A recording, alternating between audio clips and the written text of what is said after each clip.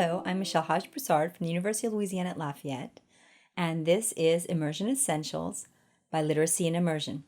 So when we're looking at biliteracy and immersion, and we're looking at it from point of view of someone who wants language separation, we want to look at how we can explore it, how we can start to do interventions with it, and then what is sustainable practices. So exploration is very simple. A bilingual read aloud is the easiest way to get started on biliteracy. So basically, you would have a chapter book, and the English teacher would read one chapter. The LOTE teacher would then ask the students in the LOTE what they learned in that chapter, and then would read the next chapter. And then the English teacher would ask what they learned from the chapter that they read in the LOTE, and that would go on and on. And so basically, you're just, for the enjoyment of reading, alternating chapters, and before you read, asking the students what they learned in the other language so that you can kind of see who has grasped what, but also to get them to start thinking of what these words are in the other language. So it's a very easy way, and a lot of times, even though you're not planning on it, some of those pieces where we have interlanguages, where languages are the same or different, are going to naturally come out. Intervention is where you think about those differences before you begin the read aloud. All right, so it's basically the same thing. It's a strategic read aloud. So you've already thought about what is it in the story that shows things that are very similar or very different in the languages, and you're going to highlight that when you're asking questions or when you're doing maybe an activity after you've read. So you would again alternate chapters or parts of a story, and you would then do a coordinated task. So if you were in Spanish and you wanted them to see that in English you would do a ly to create an adverb, and in Spanish you do a mente, that those are very similar, and then by just learning that, they have a huge amount of information that they can learn. You can quickly do an activity after you read or pull out those words while you're reading to show them what they mean.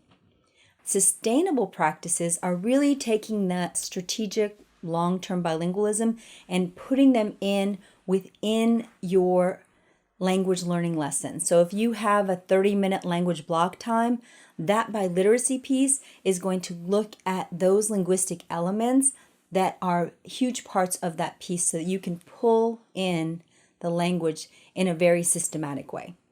My personal preference for you to starting out is simply to do a bilingual read aloud and see what occurs naturally.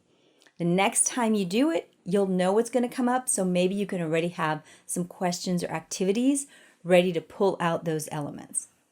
All right, let's talk a little bit about cross-linguistic connections.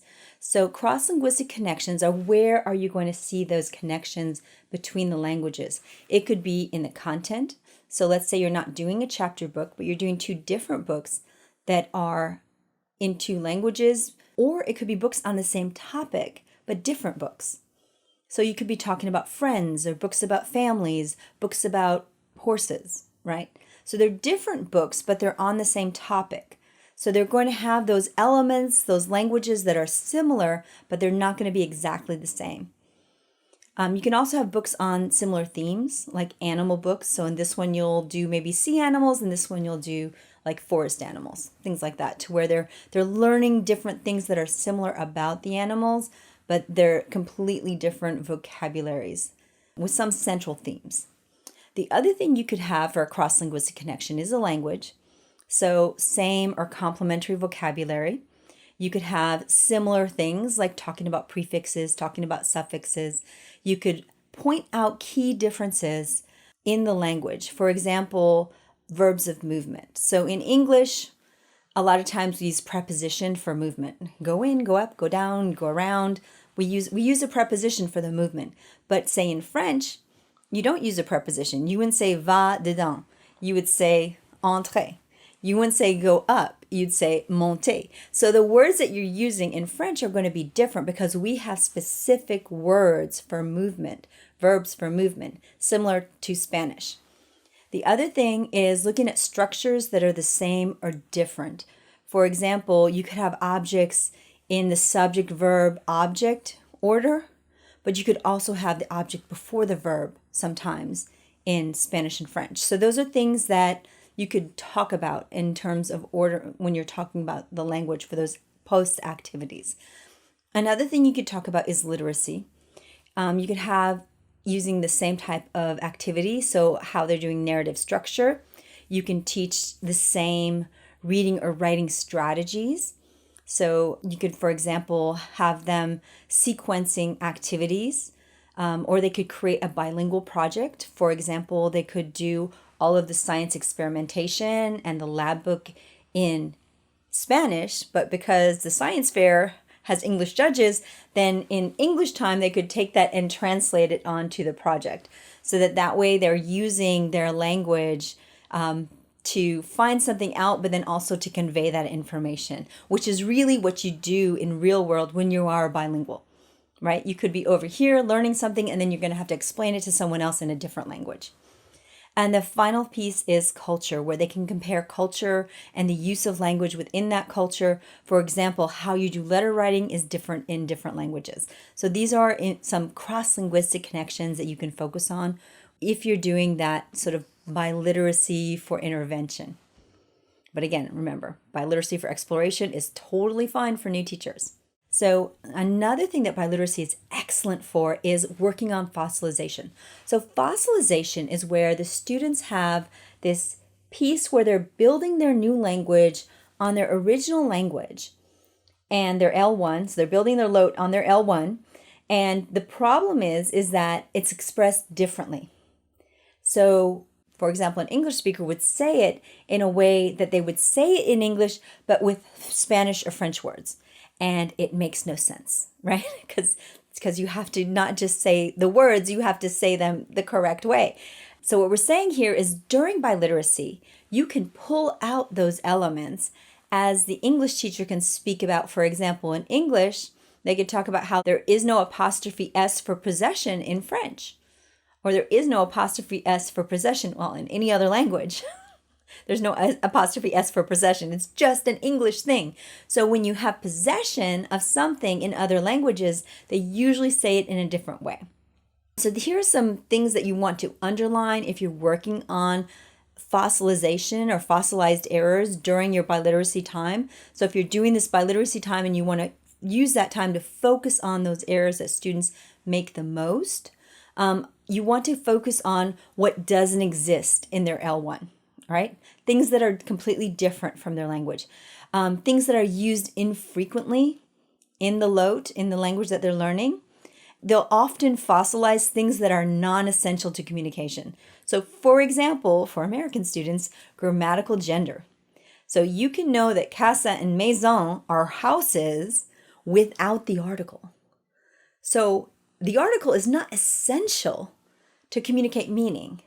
It's essential to sound proficient, but it's not essential to communicate meaning. So immersion students are going to focus on the communication of meaning. So you really want to use biliteracy time to focus on those elements that make their language more precise and make their language sound better, but that are not necessarily focused on meaning, because that content obligatory language, what language is needed to understand the content. So for biliteracy, you can do that content compatible and look at those perfectioning the language so that it sounds more like a native speaker. So I worked with an immersion school and we did some model lessons, and I wanted to kind of go over two of the model lessons that worked the best. The first model lesson, they both were using the book Wonder in English and in French. And in one of them, they had separated but sequential tasks, and they were working on negation. And in the other one, we had what we like to call translanguaging. Now, if you've heard me about separation of language, you know I'm all about separation of languages. But sometimes you have to get some classes together, or sometimes the teachers need to work together. And in this class, they did work concurrently, but they were able to separate the language by doing group work. So the teacher, when the English teacher was over here working with this group, they would speak in English. And over here, the French teacher was working with this group and they would speak in French. So there was a separation of languages, but they did have both languages going on in the classroom at the same time. So the fourth grade class, working on Wonder. we read chapter 1 in English, and we discussed how they used negation in wonder. So if anyone's read Wonder, it's all about like I'm ugly, I don't look good, I'm not popular, and it's a lot of negation in wonder. And so we asked them after we read that chapter to give examples from their lives of positive and negative statements about themselves. Then after that, the French teacher read chapter 1 in French. What we had done is we took all the negation out. So it sounded like I'm beautiful, I'm popular, which is anyone's read Wonder, is not what the kid felt like. So everything was without the negative. And then we asked them what was wrong with the story, because we let them know it was the same chapter. So what's wrong with this second reading? And they were able to then correct it. They corrected the text, and then they created their own sentences that used negation to talk about themselves. And finally, we did sort of like a true false game where they had to say if these negative or positive statements were true or false. And it was very fun. And the students were really able to get negation in French, which isn't always a given because there's sort of two parts of it. You have something before the word and you have something after the words in order to make negation.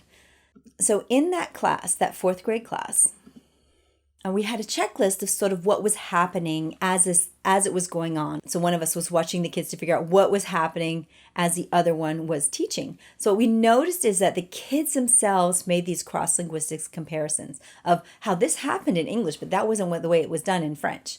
We also saw balanced language production. So during the English time, they were speaking English. During the French time, they were speaking French. There wasn't any encroachment at all. And finally, we had complex LOTE production. So during this lesson, they were using extensive statements in French about what was going on. So there was a lot of language production, which we were very pleased with. So in terms of the response, there was teamwork, it was beneficial, they were comfortable, there was balance, there was separation of languages, there were still cross-linguistic comparisons within that separation of languages, and there was complex French production, which we were very pleased with. So the fifth grade class was having two languages in the same classroom, but separated by groups. And so again, it was Wonder. We were looking at the passé composé and the imparfait. And what happened is we would have basically translanguaging team teaching. So I would teach in English and the French teacher would teach in French. And then we had an activity and they were giving sentence strips in French and English, and they had to sort of correlate them. The first part of the chapter was in French with questions in English. So we read the chapter in French, and then I would ask the questions in English. The second part, I would read the second part of the chapter in English, and then the French teacher asked the questions in French. So back and forth. It was kind of crazy. And so we had them that organized sentence strips into the past and the present in both languages. And then we asked to see if they saw any patterns with the French. So with the English, it was very easy for them to find the past tense. For the French, we were saying, what is different about these different past tenses? And so they were pulling out and separating them into imparfait and passé composé, which are the two different types of French past tense that we were working on. And then I explained to them in English, as they were working in French, how I learned it as passé composé and imparfait. So like passé composé was like one moment in time, and then imparfait was over a moment in time. And that was how I, as an Anglophone, had to first conceptualize it in order to understand what was going on with these two past tenses. Then we had them make their own sentences. Well, we were planning to have them make their own sentences and then do a triangle, circle, square to tell us what they learned, what they understood, and what was still going on in their mind. Unfortunately, we ran out of time. So one of the issues we had with having concurrent languages is that it was difficult to organize. I could see this as something where we could do a sequential one and then have them look at it both at the same time. So have them look at it first in English and then have them look at the similar ones in French. And I think that would have probably been more beneficial. Nevertheless, they still had some benefit from it. There was cross-linguistic comparison. We had balanced language production. And we had complex LOTE production. The separation of languages for the groups, it seemed to give them clarity and comfort. There was a balance of languages. There was teamwork. There was complex French oral production. There was actually more French than English going on, which was sort of surprising. But unfortunately, there was some material management and time management issues because having both the languages in there at the same time was a lot. It was a lot. So my 3 easy pieces are: number 1, choose a book that's in the partner language, the LOTE and English. Number 2, alternate chapter readings. And if you don't have a chapter book, you could read a picture book where one of them reads to a certain point and then the next language takes it from there. And finally, create one fun activity to do in both languages that's going to concentrate on one element that is similar or different in the language. And those are my 3 easy pieces for biliteracy. Thank you. Have a great day.